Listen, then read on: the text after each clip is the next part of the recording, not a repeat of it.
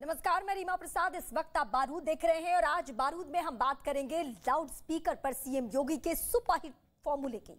सैकड़ों मंदिर मस्जिद से लाउड स्पीकर उतर चुके हैं तो हजारों लाउड स्पीकर की आवाज कम की जा चुकी है, लेकिन इस शोर पर यूपी में लगी जोरदार चोट पर सियासत भी घनघोर शुरू हो चुकी है। आज बारूद में बात होगी लाउड स्पीकर पर योगी के इसी फॉर्मूले की।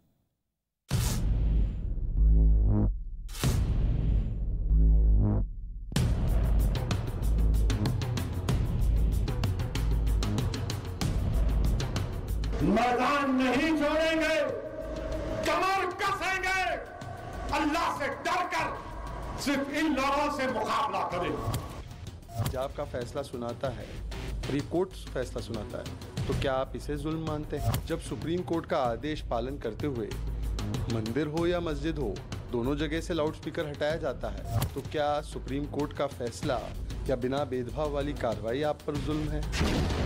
अचानक से इससे पहले हिजाब का इशू आ गया, अब लाउड स्पीकर का इशू आएगा, उसके बाद हलाल का। ये तो एक इशू, ये तो खाली लाउड स्पीकर की बात नहीं हो रही है। हमारी बातें गलत है, किसी दूसरे का विरोध करने वाली है।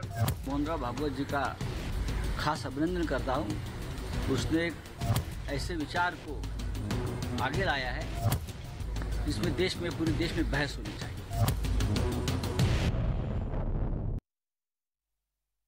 तो राजस्थान की राजधानी जयपुर की सड़कों पर कल जमकर मचा लाउड स्पीकर का शोर, लेकिन यूपी के सीएम योगी के सामने लाउड स्पीकर पड़ गया कमजोर। मतलब ये साफ है कि क्या लाउड स्पीकर पर योगी का फॉर्मूला हिट हो चुका है? ये सवाल बहुत अहम है, चौतरफा सवाल उठ रहे हैं, लेकिन सवालों के बीच की सच्चाई तस्वीरें बयां कर रही हैं। हम बता रहे हैं अपने दर्शकों को कि राजस्थान में कल क्या हुआ और सीएम योगी ने जिनके बारे में ये कहा जा रहा है कि बहुत ही इत्मीनान से उन्होंने ये कदम उठाया।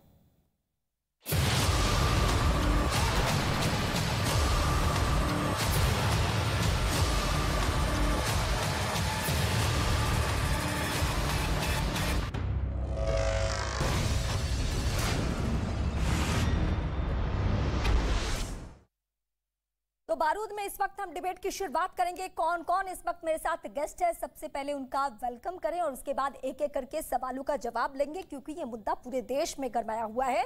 यूपी से लेकर बिहार तक जो सियासी बयानबाजी है उसका भी विश्लेषण आज हम डिबेट के जरिए करेंगे। मेहमान कौन है, ये सबसे पहले परिचय करवा दूं। प्रेम शुक्ला बीजेपी से प्रवक्ता है, आपका स्वागत है। शुएब जमई मुस्लिम स्कॉलर, आपका भी स्वागत है। शुभ्राष्टा जी पॉलिटिकल एनालिस्ट कुछ ही देर में मेरे साथ होंगे। अतिकुर रहमान मेरे साथ होंगे। इसके अलावा फखरुल चंद हसन इस वक्त मेरे साथ जुड़ चुके हैं। प्रेम शुक्ला जी, बहुत सारे सवाल भी उठ रहे हैं और इन सब के बीच ये भी कहा जा रहा है कि सीएम योगी ने अब एक राह तैयार की है, जिसके बाद अब दूसरे जो राज्य हैं वो भी इसको फॉलो करेंगे, लेकिन आपका सामना सवालों से हो रहा है।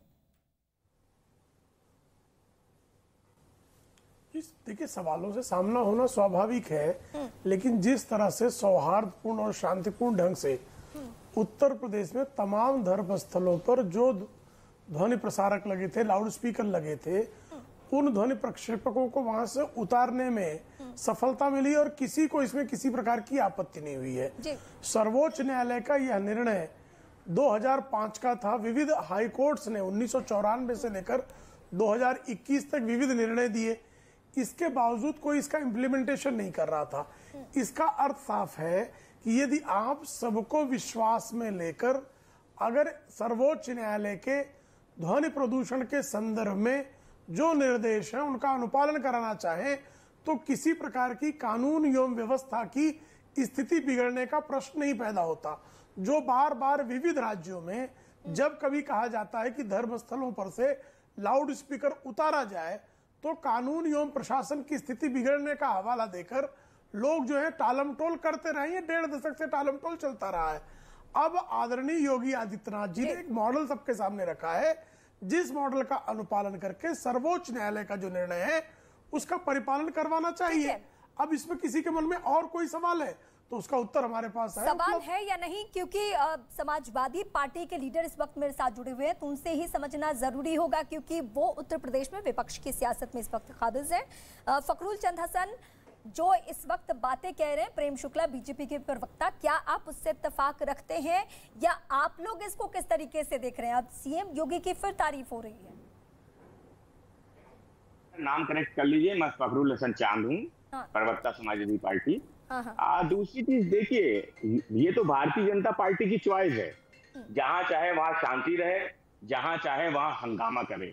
तो आज उत्तर प्रदेश में चुनाव नहीं है और माननीय उच्च न्यायालय का आदेश है, पहले का आदेश है, और उसका अनुपालन आज मैं हिंदू हो या मुसलमान हो, सब बधाई के पात्र हैं कि कोई भी किसी भारतीय जनता पार्टी या उनके जुड़े हुए संगठनों के बहकावे में नहीं आया। और उच्च न्यायालय का जो आदेश है उसका पालन, चाहे वो हिंदू हो, मुसलमान हो, सिख हो, ईसाई हो, उत्तर प्रदेश में रहने वाले सभी लोगों ने किया है, सब बधाई के पात्र हैं। क्या था, भारतीय जनता पार्टी जब उत्तर प्रदेश में लाउड स्पीकर की बात होती है तो अपनी पीठ थपथपाती है, लेकिन वही बात जब दूसरे राज्यों में, जिन राज्यों में भारतीय जनता पार्टी है ना चांद जी, पीठ थपथपाने वाली बात इसलिए है क्योंकि जयपुर की कल एक तस्वीर सामने आई, उसको आप याद कर लीजिए, उसको देख लीजिए कि सुप्रीम कोर्ट के आदेश को एक प्रदेश में किस तरीके से लागू करवाया जा रहा है।